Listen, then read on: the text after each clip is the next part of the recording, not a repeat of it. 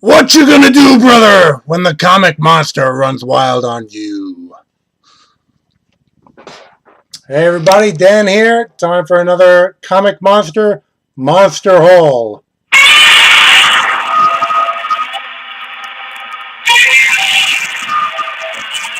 And we started off with a little Hulk Hogan. Anyone who watched my haul last week knows that I had picked up this book just for this Hulk Hogan cover, painted by Joe Jusko.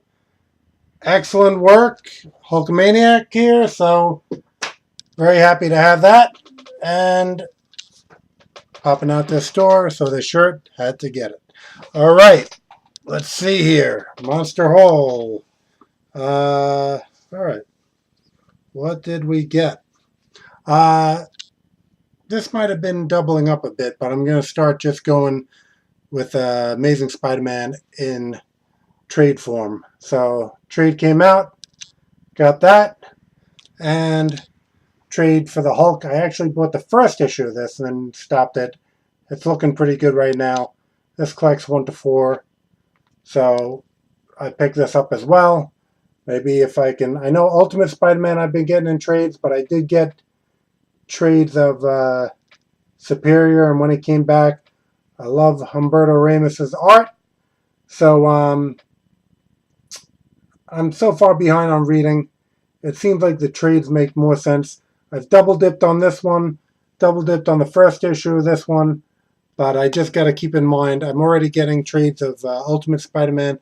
Got to keep Hulk and Spider-Man, two of Marvel's long-time flagship characters. Got to just keep that in mind that I'm doing trades and not mistakenly pick up any single issues. All right, so I don't have these in any particular order. Let's just go through the whole. Uncanny X-Men, number 27.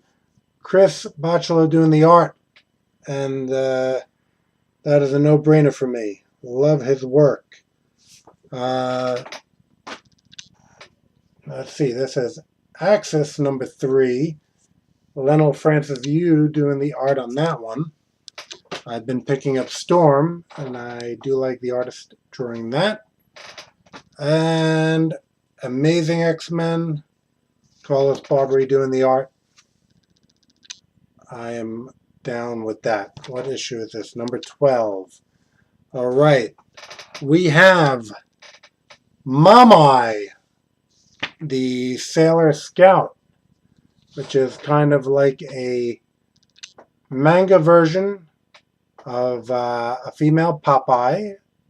As you know, Sailor Moon and all that is a popular motif in the manga comics. This is Fred Perry doing this. Everyone who watches my haul knows how much I like Gold Digger and Fred Perry's work. So he draws an occasional one-shot. It's amazing that he has the speed to put out his monthly and do something like this. But he did, and I am happy to have it. All right, now, The Chosen, number 1 from Dynamite. My main attraction for this, I believe, was the Tom Rainey cover. Again, Tom Rainey equals an insta-buy, as I used to say with my friend Cam as we were growing up. Insta-buy, that I would instantly get it. I do remember seeing some preview pages, and the art inside is good. I'm flipping it right now for your benefit to know that the art is good, the story synopsis and the previews look good. So again, Dynamite, Chosen, Tom Rainey cover. That is just like a no-brainer. I mean, looks like a good book. All right, Harlequin. They had 2 covers on this one. I got this one right here. Oh. TV pause ran out. All right, let's see. Harlequin, number 11. This was the, I believe this is an Amanda Connor cover. Yep. And Power Girls guest starring. Harden's been doing great art inside, so I have it. This is Judge Anderson #3. Usually I've been picking up some, I was picking up when Judge Dredd relaunched with the US title. I was picking that up, and at some point I kind of wandered off a little bit from getting that. Sooner or later, one day I'll get trade collections. I kind of like this cover with the foreshortening on the boot, and flipped inside, looked pretty good, so I got it. Wonder Woman I have not been picking up, but actually I saw this online, so I searched it out and found it was in my comic store still. This Wonder Woman selfie cover, which I guess the week that I went, they probably had the other cover on top. I have not been picking up, what's it called? Wonder Woman with Cliff Chang's art. He's a good artist. I just have, of course, as you can see, too many titles to keep up on. So Wonder Woman hasn't been one that I've been going with. But when you have a Terry Dodson cover like this, I have to get it, which I did. Okay, so back to this week's releases. We have Multiversity. This is another #1 Multiversity with, I don't know, I flipped through it. It looked good. As long as I flipped through it, it looks good. Then I picked it up. And that's, somewhat my main reason for continuing to be a Wednesday warrior. I want to support the brick and mortar stores. I know I could get probably better prices online, but A, I like to support the comic stores. B, I like good comic art, and I really don't know. I mean, it used to be fewer titles, fewer names to know. You knew who you liked, who you didn't like. Now, there's just new artists every month. The only way you're going to know as a fan of comic book art if you like the art is by flipping through it. Okay. And talking about comic book art, there's a number of good names on this book. Earth 2, World's End, #3. Okay. Let's see. I know in particular Jimenez, I'm thinking it's Phil Jimenez, and Sequeira, which is Paulo Sequeira. Those are two great artists. Eddie Barrows, of course, he's another one. So there's some good art to be had within this book. I have been picking the Earth 2 stuff up pretty much regardless of, it's been a good storyline. The art's been good throughout. They have a lot of Earth 2 stuff coming on right now, so I don't know if I'm going to stick around for the whole thing. I don't want to go into any spoilers. I was talking to Chris here from Frontline about a problem I had with actually one of the last issues that happened last week with Earth 2. So, overall I'm still there. If the art declines, then maybe I will find a place to jump off. Flash, #35. Brett Booth doing the art. Brett Booth, as with Tom Rainey, is an instant buy for me. Insta-buy, as we used to say. Speaking of those type of artists, Paul Pelletier. Now, I've never been a big Aquaman fan, but how many issues have I been buying Aquaman? And it is Paul Pelletier doing the art that has me buying it. So, if he eventually jumps off, I imagine I will. I'm not buying Aquaman and the others. Pelletier is my only draw for Aquaman. All right, now, I'm guessing this is, Antarctic Press. How to Draw Alien Babes and Princesses. We have, as I was just raving about, a Fred Perry cover on this. Okay? Love that Fred Perry art. in actuality, within the book is,